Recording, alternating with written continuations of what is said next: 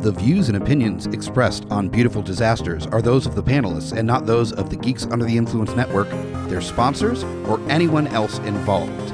Also, there is going to be a lot of adult language used on this podcast, so please keep your little kiddies away unless you don't care about them that much.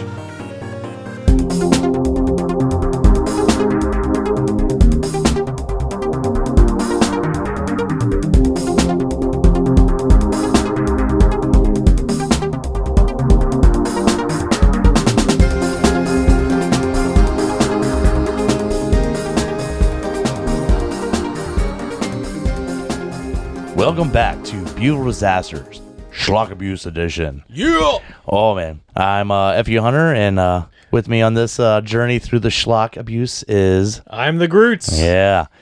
So, I've thrown Grutz some really shit, low-budget movies in the past, a lot of creature features, and I was like, you know what? I need to stop it. You need to get a big Hollywood movie. Well, sort of. Let's just say Hollywood money went into this movie. It did. And I was thinking, where can I find that's going to, just go a little more high budget here? The studio wanted this to be in theaters, just didn't do too well. But also, somebody that's star power that you really could recognize. And I found the perfect gem of a schlock abuse movie. Oh, yeah. And it stars someone, everybody recognizes the name. He's well known. He's in the comedy circuit for the last 30 years. Yeah. And I decided to assign Grutz the feature Chairman of the Board. Starring Carrot Top. Yep. For those that might not know, at one time, Carrot Top was big enough, they said, let's give him his own movie. Hollywood movie. And which studio was it? Trimark? Trimark released this. Yes. This was they wanted this to go into the theaters. This wasn't a direct to video or DVD. They this apparently spent $7 million on the budget of this movie. Yeah, that's how. Yeah. Well, I will say I'm happy that there's no CGI in this movie, but that's because it's 1997. And it's Carrot Top. I didn't realize I'd been sitting on this in my back pocket for a while. And when I assigned it to you, you had no idea. And I was kind of excited that you didn't know what you were going into. I just told you the title of the movie, not Carrot Top or anything to do with that. That was kind of exciting. So, you want to break down the feature that is Chairman of the Board? Well, first off, I'm a big fan of movies that use practical effects. Okay. But I never in a million years thought that you were going to give me a practical effect Joker movie. All right. Which is basically what this is. But no, Carrot Top, who is someone that over the year, I was never fond of Carrot Top as a comedian. No, he's a prop comic. He's a prop comic. He was... for a long time, I was like, oh, he's just up there with those guys that, like Jeff Dunham, those motherfuckers with the ventriloquist dummies, right? Yeah. And then I started to, over the years, other comics were like, no, this guy's okay.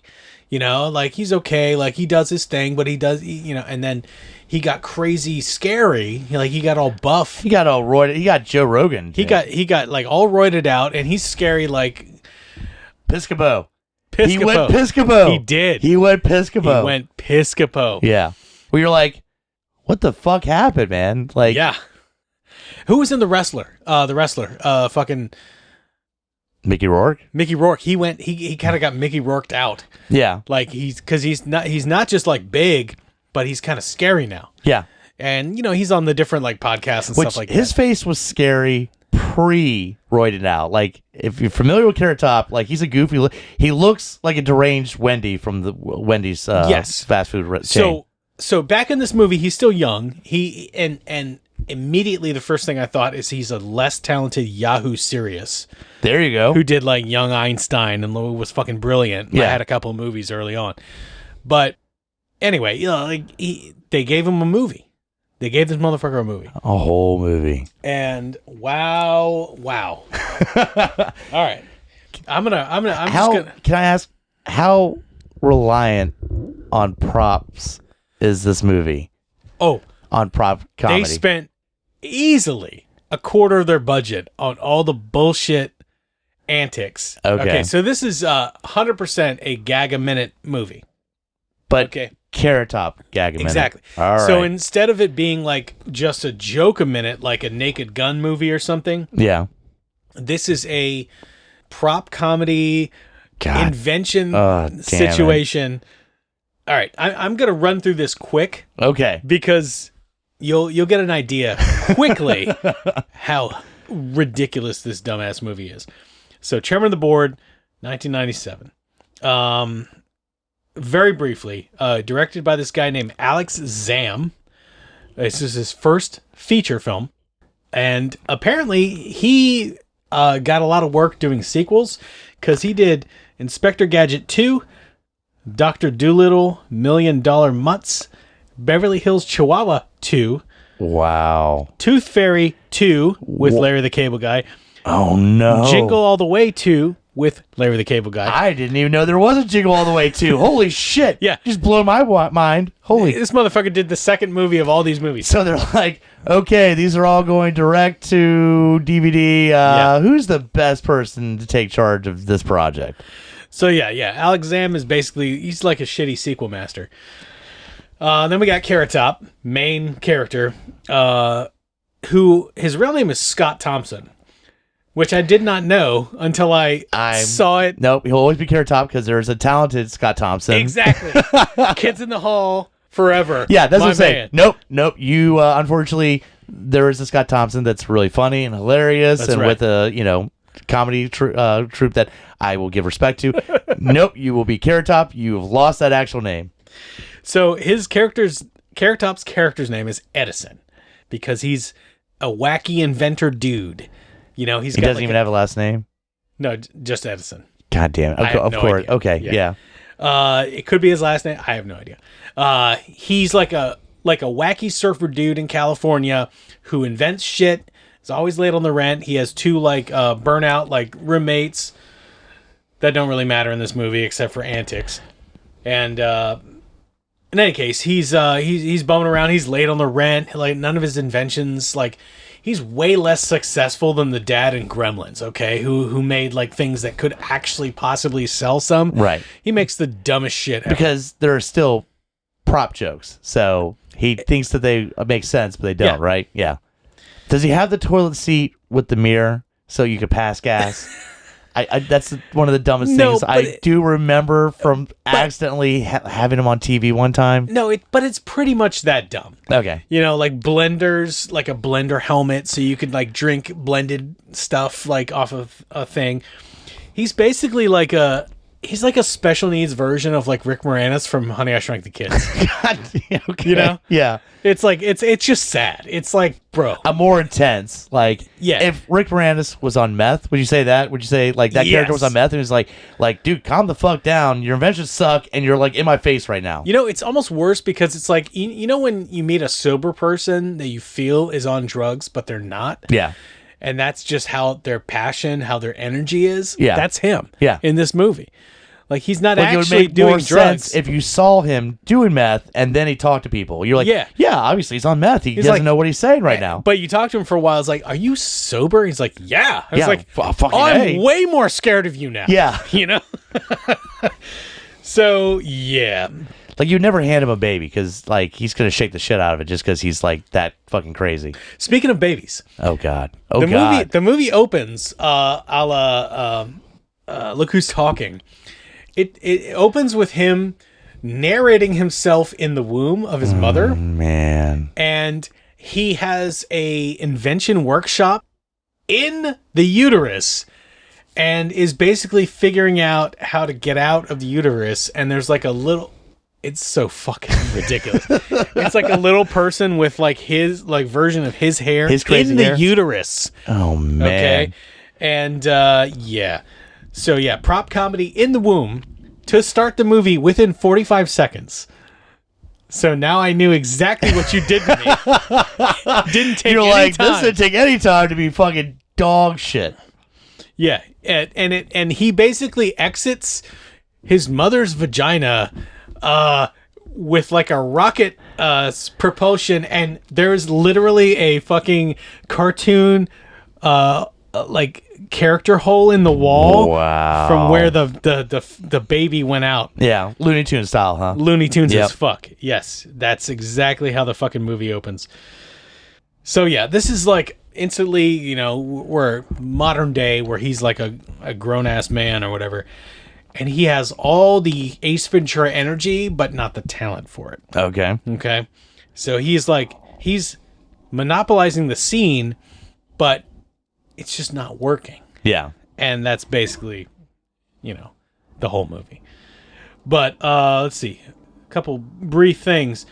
So he's a loser who can't make any inventions, make any money. He can't hold down a job. So he and his two burnout roommates are about to be evicted. Now they apparently can hold some jobs, but you know they're still stoner surfer dudes. Yeah, like, but who's paying rent? Like nobody's holding a job. Exactly. Like, and there's like a caricature of like a lady who's like the landlord who. She's not cool, man. Speaks through a thing in her like, I gotta get you out of here. Oh, You're the worst roommates ever. You know, a little like fucking voice box thing. She might as well be the dean of a college. Yeah, basically. Yeah. Oh my god. You know, there's like a montage scene where he tries to get jobs, and one of the jobs he tries to get is like he tries to audition for Little Orphan Annie at a musical theater. Oh man. And all like 10 little like actual girls that are auditioning for Little Orphan Annie beat the shit out of him. And I was like, that might be the best scene in the movie. Yeah. Plus that was a paying job, was this? Yeah, I guess. Yeah. Yeah, I mean, you know, it's like we all know that theater arts pays all the money. Exactly. That's where you go. I gotta get rent. I gotta get it right now. I need to make money next week. Yeah, no. So he's distraught. He can't find a job. He's gonna lose his place. He ends up he's driving his car along, and he pulls up alongside like an old dude who has this like kind of classic-ish car. It's broken down, and he tries to help him. Like he pulls over. It's like, can I help? Can I lend a hand with his inventor logic? He's like, oh well, let me do that. And he like pulls half the car apart. And well, I couldn't fix it, but the guy apparently takes, you know, a liking to him because he offered to help. And lo and behold, this dude is apparently like the owner of this giant company. Booyah. And he's like, hey, you know, you're okay. And then the next scene is a funeral for the guy who died. And I guess he sent a letter, or somebody sent a letter to Edison, Carrot Top. Right. You know, come to this funeral. He's like, oh no, he died. And after the funeral, they read the will, and this guy was so taken with his gesture to help him fix his car, which he didn't. Yeah. He fucking trashed his car and took it apart. He was having fun doing it, and that's all that mattered. All right. He was just... I guess his inventor's spirit and his joie de vivre or whatever moved him to leave him the entire company, which is a giant like toy gadget company. Oh no. Oh yes. Oh no. It's so bad. Oh. So then we get into like the other elements of the cast where we have Larry Miller, who is like basically like, I guess he was like the, you know, COO of the company. Yeah, like, he's the one. He was the guy running the company behind the owner, who thought it was all going to be left to him. Whoops! Didn't happen. Is he so plotting? He's mad. So yes, he's plotting with Raquel Welch's character, okay, who is the owner of another company. Oh no! That wants to buy it out, but she needs the stock to drop. So his basic scheme is that he's going to run the company down to the ground enough to sell it off, make a bunch of money. It's now in her hands and whatever.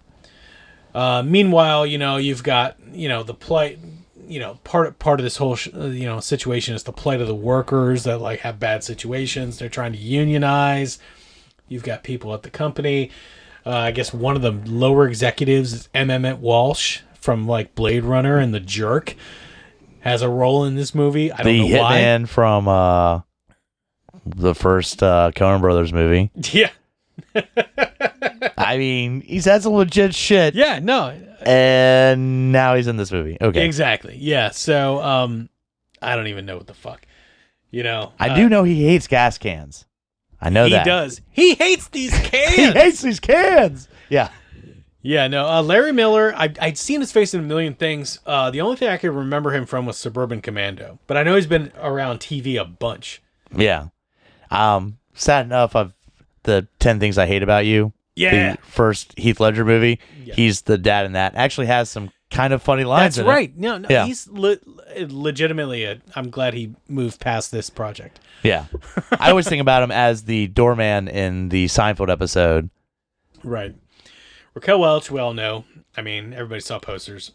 I just happen to... I really appreciate her in, like, the old, like, the 70s Three Musketeers. Yeah. That had, like, Michael York and Oliver Reed. Yep, I remember that. That shit was awesome.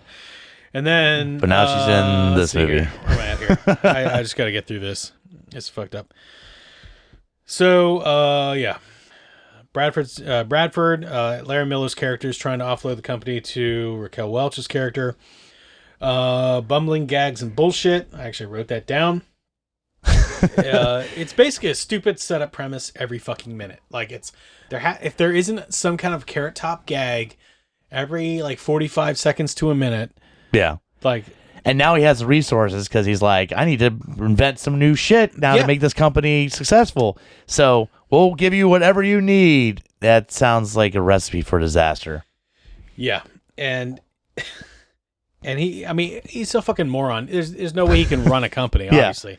But well, he's too zany to run a company. Yeah, exactly. From what it sounds like. And when something real happens, like the workers are like, we're gonna strike. All these bad situations. So he decides to just like, oh no, let's have a luau party. So God damn. I was about to suggest, does he hold a party with like subs and makes everybody feel better? Like, Jesus Christ. So then he starts to try to romance the head female executive is Natalie, who I recognize her. Courtney from Thorne Smith. Yes. Yeah, she was. I don't know. I know she was in Summer School. Yeah. And then she was on Melrose Place, the show. Yeah. I knew I'd seen her face before. Yeah. She's probably been in other shit. Those are the only two things I could think of off the top of my head. So yeah, he's trying to kind of like romance her. She's not really into it. She's like, well, shit has to happen here. Like this company has to actually Plus, run. It's fucking Carrot Top. It is Carrot Top, and I'm amazed that motherfucker, has had a romantic relationship of any kind. What do we got? We got dumb scenes like, ska band backed skeet shooting John Tesh CDs. John Tesh CDs. Yeah. Scenes. Surfboard conference call shtick where he's surfing and he has like a phone on his surfboard. But his big move to move the company into to make money is to make a TV dinner that the lid opens and there's a mini TV in the TV dinner that you could put in the microwave. What? That's his invention that's going to make the company, and it takes the fuck off. Okay. So meanwhile, Bradford, Larry Miller's character, is like, he's trying to do this deal to offload the company, but he has to like tank the stock enough for Raquel Welch to buy it, right? Right. And inexplicably, like these dumb ass fucking like ideas and decisions are making money, so he has to like sabotage it somehow. So like he comes up with a scheme to like make it like, oh no, these things that are really popular are causing cancer because they're radioactive or something. I mean, you are putting electronic parts into a thing that goes into a microwave, but I guess we can't really think about that too much. So yeah, it's the weakest, dumbest shit because briefly Bradford is winning. He gets Edison thrown out as chairman of the board. Now he's chairman of the board. Ooh, that's evil. But Edison realizes that it was all a ruse, and he comes back and proves Bradford wrong. And does he get him arrested? He wrecks his car. Okay, like because it sounds like such a generic of the 90s movies where either Bradford gets arrested or embarrassed and runs away. He gets embarrassed and loses all his money, and his nice Jaguar is destroyed. Oh, no. Oh, no. Does he get the girl? I mean, kind of. He, at the end of the movie, he's like, well, I don't know what I'm doing. It's the only smart thing he does is like, why don't we put her in charge? And I was like, oh, hey. There you go. Yeah. That's an actual good idea. That's the only thing in this whole movie that made any goddamn sense. And out of context, at one point, Emmett Walsh says the line, I'd like to take the high road to your ass. Nice. Okay. Against the Bradford. So, like, it's a fucking unendurable movie. It just sounds like you took every 90s comedy between Tommy Boy and Billy Madison and all this stuff and just put it in a blender. But the big thing it sounds like is those movies start Chris Farley and the young Adam Sandler. Yeah. And this movie starred Carrot Top. The plot you just went over sounds like those movies blended into one. It's like those with like Naked Gun, which has legit talented motherfuckers like Leslie Nielsen. Yeah. Delivering the puns and the jokes. And this is fucking like you want to pull your hair out. It's so bad. Like I almost hear the guitar sound as antics are happening or the record scratch sound as he says something stupid. Like this sounds like the most generic ass 90s comedy. Yeah. But again, starring Carrot Top. I almost feel like I almost broke you. So all right. A full disclosure, I started watching this last week. I put it on, and it was kind of like the end of my night. Yeah, I put it on the TV up in my bedroom, and I was like, all right, let's do this. And I fell asleep to this movie. Oh no! Which is really bad idea. Now, I did not have Carrot Top in my dreams, but I had some fucking weird ass. This was like stupid ass dreams. Bad fever dreams happening kind of shit. Yeah, some weird shit. Luckily, he didn't show up, but. So is this a public notification? Do not ever watch this while tired. Don't do it as the last thing of the night. Add a thing like do not operate heavy machinery. Do not watch Chairman of the Board if you've taken this medication. That kind of thing. I would say don't even. Yeah, I'm not even a pot guy, but like don't even get high and watch this. You're not gonna have a good high. I don't see how anything can make this better. That's a bold statement because I've seen some shit movies where when I've gotten high, it has made it better. And you're saying avoid smoking weed for this movie. I would say so. Wow. Yeah. That's a level I've never heard before. Because if anything made any more sense, yeah, I would possibly want to kill myself. Like this is bad. This is like a punishment. Like if you wanted to get people like, like you're going to give us the information we need. Like I'm not telling you shit. We're going to sit you down. You're going to watch this movie.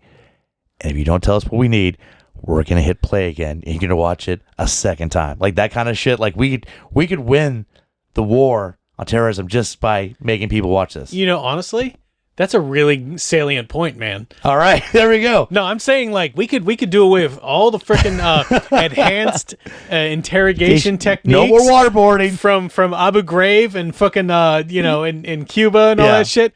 No, we just put someone in a room with their eyes taped open like Clockwork Orange with this movie loud enough that they can't tune it out on repeat. So this is like anyone will go insane of boarding, but not waterboarding, but chairman of the board boarding. Is that what's happening here? No more waterboarding, chairman of the board boarding. All right, we're gonna get the information we need, and it's gonna be almost more fucked up. That's where we're going with this. All right. I didn't know we were gonna go in that direction, but that's how hardcore this movie has affected you. Yeah. Hey, CIA, remember that you got this idea from Beautiful Disasters. Yep. Give us some credit. I don't know if we want to request CIA to keep listening to the stuff we say on this, but yeah. No, we just want credit, you know, somewhere. God damn it. Yep. This is what this movie brings out. The crazy thoughts. Now, this movie is also like almost 10 minutes shorter than the shit I put you through on the last episode. Wow. Yeah, it's only like 83 minutes, I think, or something like that. But I'll say this. You had a better indication because the DVD of the movie you gave me, it's very, you don't know what's going on.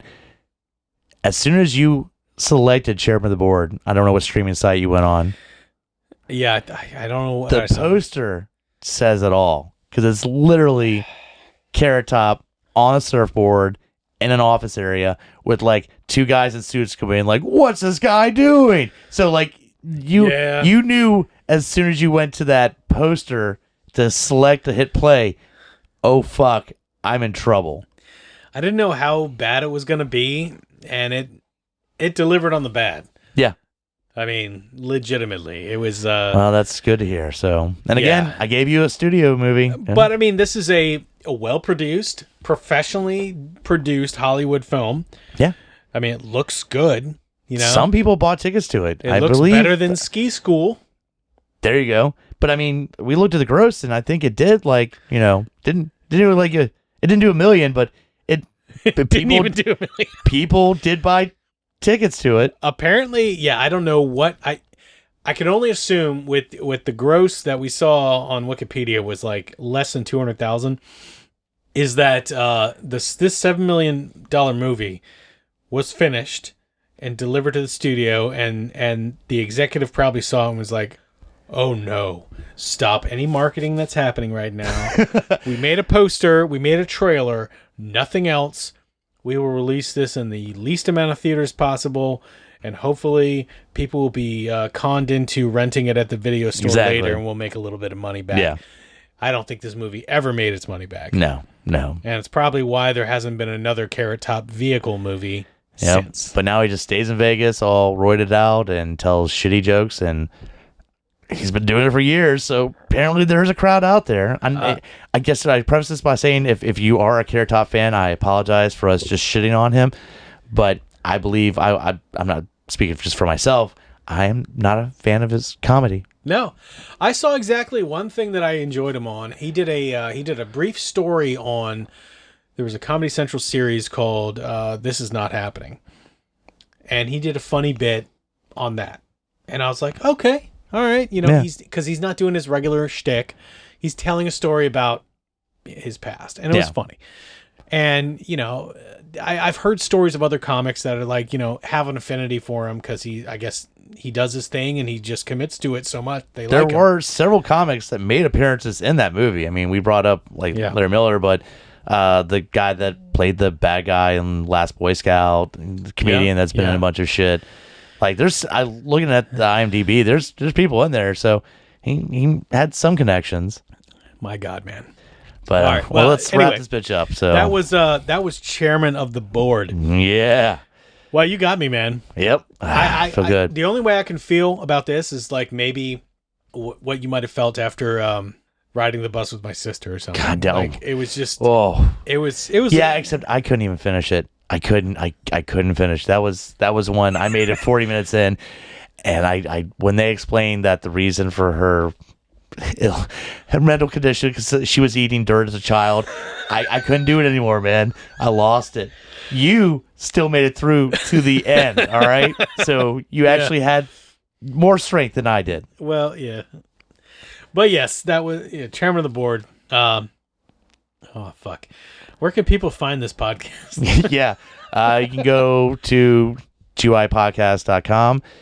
Us, along with a slew of other of the GUI Network podcasts, are all on there.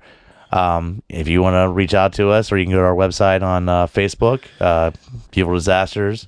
How would they get in contact if they want to, If they want to if reach they're a us, huge Carrot Top fan and they want to bitch us the fuck out? Yeah, if you want to reach us directly about Carrot Top or any other thing, It can be non-Carrot Top related exactly. also. Beautiful Disasters Podcast at gmail.com. We're also on Instagram, and definitely hit us up for any suggestions you want to hear from main episodes, schlock abuse that you can even assign to a particular host. Between myself, Hunter, or Murph, like any of us, like we're in it. And if you're a fan of the podcast, you want to tell everybody, hey, fucking Beautiful Disasters, I like that shit. There's a link on the website for TeePublic. Booyah. Merch. We got merch. You can get shirts, fucking tote bags, all kinds of shit. Not just for this podcast, but for all the podcasts on the GUI Network. Hell yeah. They got sales all the time. Check it out. A lot of cool shit. Yeah, that's it. And as far as the future for 2023, we've got a lot more episodes coming out. We've got we're planning on some live screenings again. We did that before the pandemic. Live screenings to come. Now it's getting safer. We can get people into one area and show them some good shit. We might even make a con appearance. Who Fingers knows? crossed. Here we go. Let's do it. We said out loud again. Oh man. Let's hope. Yep. But no, it's But check our website for updates on that. If we're set up with live events, we will post it way in advance and give people heads up on what's happening, where it's happening, and maybe clues to what we'll be showing. Absolutely. Well, I guess let's that's finish it. this bitch. So I'm FU Hunter, I'm the Grutz. and take it easy.